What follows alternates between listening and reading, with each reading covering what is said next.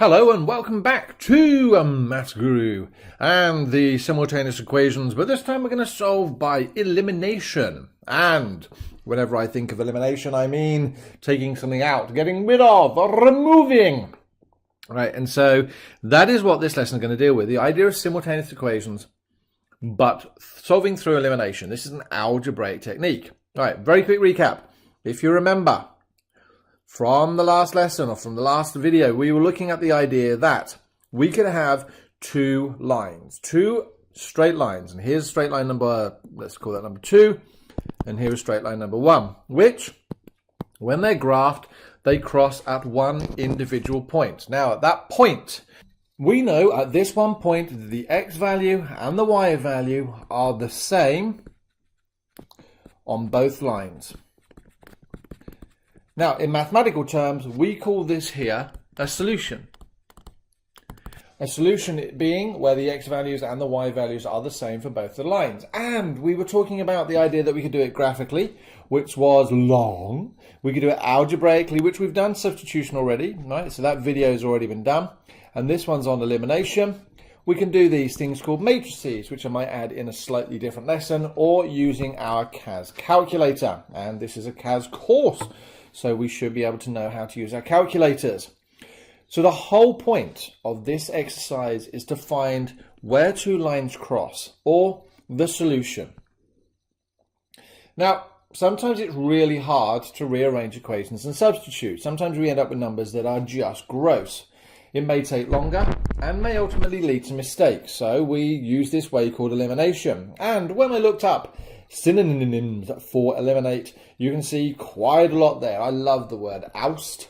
I particularly like the word evict, expel, exterminate. Many of these are just fabulous, right? But generally speaking, we are trying to get rid of. Or did I see remove in here somewhere? Nope, we'll just stick with get rid of. We're trying to get rid of a term. Now, generally speaking, if I have an equation, let's say x plus y equals 5, I need to know whether I can solve this. I need to know whether I can actually solve this equation. Well, how many unknowns do I currently have? Well, at the moment, I have 2 unknowns. That's not particularly helpful to me. If I have 2 unknowns, I would actually need 2 equations to help me find the values, hence simultaneous equations. If I have x plus y plus z, for example, equals 7, how many unknowns do I have here? Well, there are 3 unknowns, and so I'd actually need 3 equations to help me find the values. The way that we do this, as we did previously, was try to either substitute for a y and put it in terms of x. So you'll notice the previous lessons we were replacing y's with x's, or we do what we call here eliminate. So elimination is actually a bit of a trick. It's like a formula, a recipe, if you will. And it works pretty much the same way for every single question. The important point to note is that we have the equation written in intercept form, with x's and y's on one side and numbers on the other. So let's look at this example here. I'm going to write it out slightly. I'm going to write it out again just because it gives me something to do. Now, the great thing is, whether you're aware of this or not, we can actually do addition and subtraction of equations when they're written in this form. And by that, I mean I can actually add these 2 equations together in terms of columns. The rule is, so long as I add together this column, I have to add that column and that column. And so what do I get? Well, if I was to do that, I'd get 2x plus x would give me 3x, y plus y equals 2y, and 5 plus 7 is equal to 12. Now, sadly, that's not actually going to give me any help at all if I add them together. So adding them together is relatively pointless. I don't want to do that. What happens if I take them away?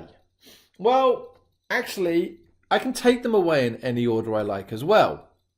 So I don't have to do equation 1, take away equation 2. I can do equation 2, take away equation 1. The results would be the same. Let's see what happens. Well, I have 2x's minus x, which gives me an x. I have y minus plus y, which goes. And I have 7 minus 5, which gives me 2. And OMG, I've just eliminated the y's. that's actually just given me one of my solutions. I managed to, by taking away these two equations, eliminate the y. So when x equals 2, I can now use the idea that x plus y equals 5. 2 plus y equals 5. So y must equal 3 to give me my solution of 2, 3. Wow.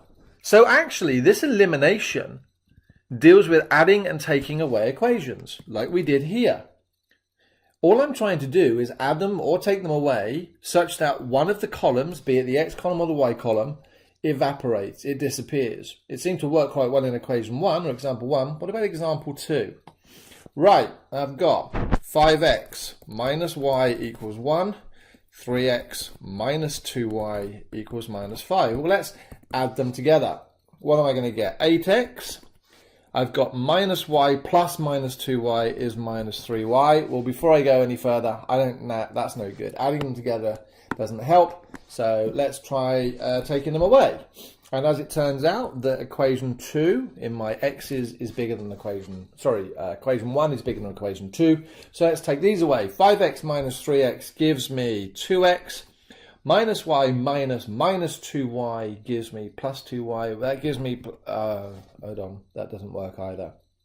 And actually, no, it doesn't work because at this moment in time, if I look at my columns, my coefficients in front of my x are not the same, and nor are the coefficients in front of my y. Going back to this one, the reason it worked was because in front of that y there was a 1, and in front of that y there was a 1, or there was just one y and one y. So when I took them away, they eliminated. So what we do here is we actually say, well, how do we make the columns the same? Well, this is basically a negative 1. This here is a negative 2. If I multiply that top equation by 2, then watch what happens. Now I have to multiply absolutely everything by 2. So I get 10x minus 2y equals 2. 3x minus 2y is equal to minus 5. So equation 1 has been doubled, but equation 2 has stayed the same. And I'm going to draw a line just so that I can keep this working out clear. Now what's happening when I take them away? I get 10x minus 3x is 7x. Minus 2 minus minus 2 is minus 2 plus 2, which disappears. Yay. And 2 minus minus 5 gives me 7.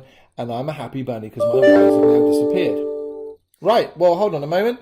That means I can find x is equal to 1. Now, generally speaking, and for most questions, you're going to end up with values as whole numbers, or maybe if they're feeling unkind, sort of halves. But if you were to end up with 7x is equal to 4, the chances are you've probably made a mathematical error. Having found that x equals 1, I then go back and I say, well, if x equals 1, I'll use equation number 1, which is this one here. I know that 5x is minus 1y must equal 1. 5 times 1, because x is 1, gives me 5 minus y equals 1. So y must equal 4. And so my solution gives me 1, 4. This last example, let's sort of break it down into the stages we've done. And once you've got this, trust me, they are all the same. So you have 3x plus 2y is equal to minus 5, and you have 4x minus 3y is equal to negative 1. So let's look at the columns. Are they currently the same? Are the coefficients in terms of the x's or the y's the same? No. So can I multiply just one of the equations? Let's call this equation 1. Let's call this equation 2. Can I multiply them by a number to get them? So what I'm saying is, can I turn a 3 into a 4? No, not easily. All right, can I turn a 4 into a 3? No, not easily. Can I turn a 2 into a 3? No, not easily. Or okay, so as it turns out, multiplying one equation isn't going to work. And so when you don't multiply one equation, why not let's just multiply both?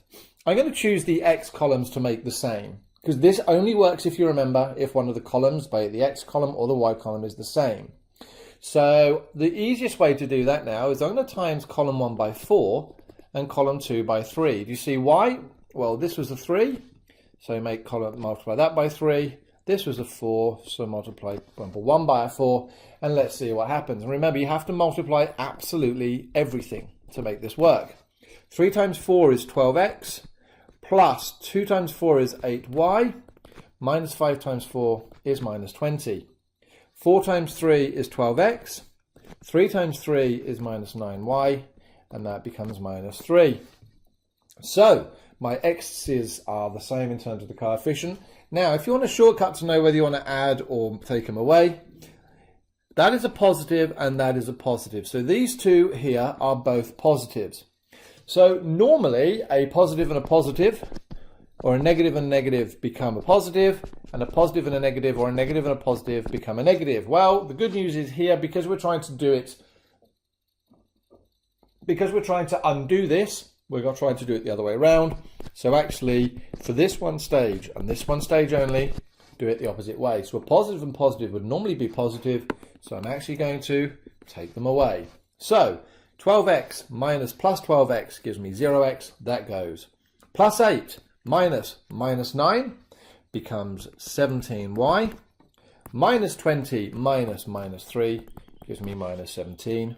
And so y gives me minus 1. Having found my y value, I go back and substitute it into one of my equations, and I normally do the first equation, which gives me 3x plus 2 times minus 1 is minus 5.